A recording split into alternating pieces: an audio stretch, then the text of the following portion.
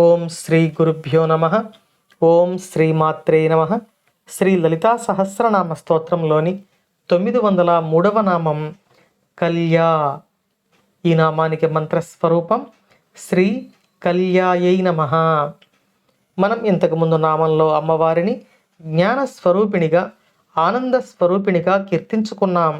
సామాన్యులమైన మనం ఆనందాన్ని అనుభవించడానికి కళలు ఆధారం అవుతాయి.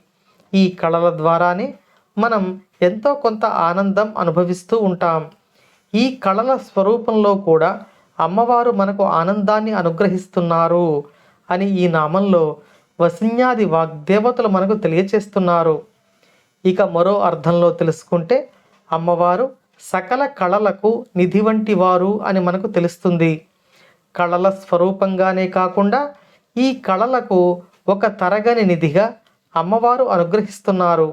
అందుకే కాలగర్భంలో ఎన్నో కళలు అంతరించిపోయినా మనం ఈనాటికి కొత్తవైన కళల ద్వారా ఆనందాన్ని పొందగలుగుతున్నాము అంటే అది అమ్మవారి అనుగ్రహమే.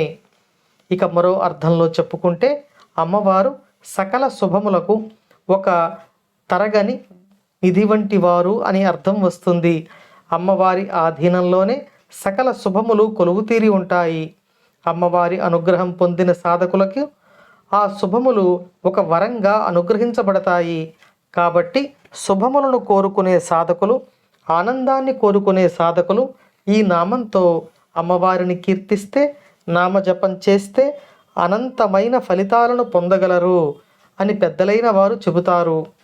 అమ్మ అనుగ్రహంతో మనం సకల శుభములు పొందగలమని కోరుకుంటూ అమ్మవారి పాదపద్మములకు నమస్కరించుకుంటూ ఓం శ్రీమాత్రే నమః.